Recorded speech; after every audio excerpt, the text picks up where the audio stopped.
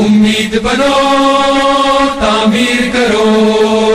امید بنو تعمیر کرو، سب مل کر پاکستان کی، بازو ہے کبھی ہمت ہے جواں دولت بھی ہے ایمان کی، امید بنو تعمیر کرو، سب مل کر پاکستان کی، بازو ہے کبھی ہمت ہے جواں دولت بھی ہے ایمان کی۔ جب قوم ڈٹی زنجیر کٹی پھر پائی تھی منزل آزادی، قاتل سے خنجر چھوٹ گیا سیاد کو بھولی سیادی، جب قوم ڈٹی زنجیر کٹی پھر پائی تھی منزل آزادی، قاتل سے خنجر چھوٹ گیا سیاد کو بھولی سیادی، مایوسی نہ امیدی کا، مایوسی نہ امیدی کا انجام تباہی بربادی، خوابوں سے نکل تعبیر میں آ تصویر بنے ارمان کی، بازو ہے کبھی ہمت ہے جواں دولت بھی ہے ایمان کی، امید بنو تعمیر کرو سب۔ دا نالج سکول کیمپس چمکنی کی دا اینول ڈے یو دستورہ منعقد شوا۔ د دې پروګرام مناسبت سره د والدینو د تربیت دپاره یو ورکشاپ هم منعقد شوی و۔ په دې موقع مشر میلمه موټیویشن سپیکر مسعود مجاهد و۔ مشر میلمه ورکشاپ ته په خطاب کې د ماشومانو د تربیت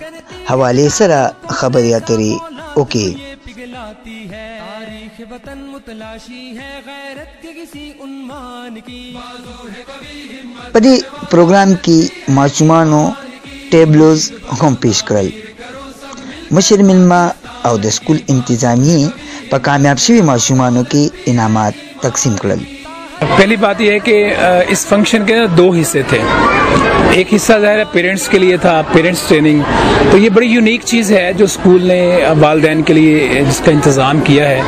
والدین کیونکہ بیسکلی اپنے بچوں کی پرورش کرتے ہیں، اس کی تربیت کرتے ہیں،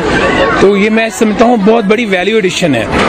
یعنی ایک ایسا سٹیپ ہے جو عموماً اسکول نہیں لیتے، اپنے پیرنٹس کی ٹریننگ کرنا، ان کی تربیت کرنا تاکہ وہ بچوں کی تربیت کر سکیں۔ اور فنکشن کا جو دوسرا حصہ ہے وہ بچوں کے متعلق ہے، اور وہ میں بڑا اس سے متاثر ہوا ہوں، بڑا اچھا لگا مجھے۔ چھوٹے چھوٹے بچے جو ہیں جس اعتماد کے ساتھ انہوں نے یہاں پرفارمنس دی ہے اور اپنے آپ کو ایکسپریس کیا ہے لوگوں کے سامنے، اور بڑے اچھے انداز میں، بڑے منظم انداز میں فنکشن ہوا، تو یہ اس بات کو بھی ظاہر کرتا ہے کہ ٹیچر جو ہیں وہ کتنی محنت کر رہے ہیں بچوں پہ، ان کے ٹیلنٹ کو، ان کے جوہر کو نکھارنے کے لیے، اس کو ان کو کانفیڈنس دینے کے لیے کتنی جو ہے وہ پلاننگ کے ساتھ، منصوبہ بندی کے ساتھ جو ہے وہ کام کر رہے ہیں۔ ایک اور بات بھی جو ہے وہ یہاں بڑی اچھی لگی،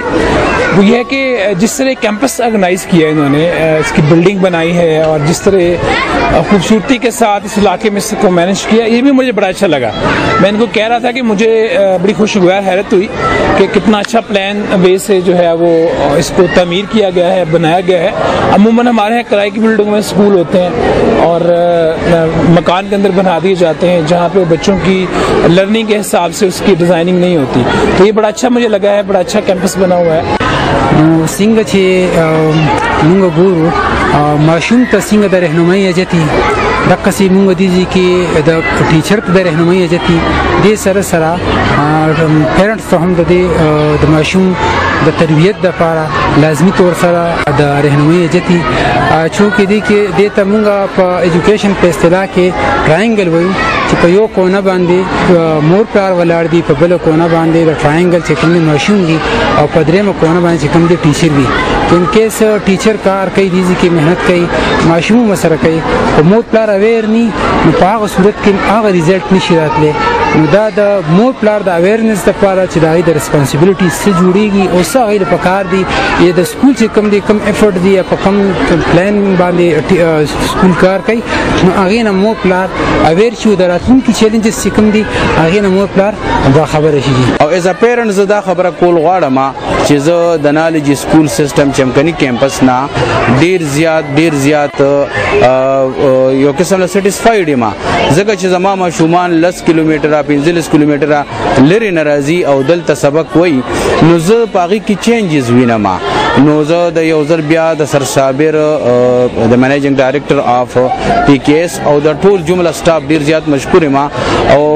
زه یو قسم له د هغې احسانمند یم چې هغوی زموږ ماشومان له دومره ټایم ورکوي او دومره خسته طریقې سره هغه خپل کم ټیچینګ چې دی کم داغي کم نالج چې دی کم طریقه کار دی یو خان داس کې ډیلیور کوي. پدی پروگرام کی د سکول د ماشومانو والدینو په ګڼ تعداد کې شرکت وکړو. نعمت سبحان، چمکنی ٹی وی، چمکنی.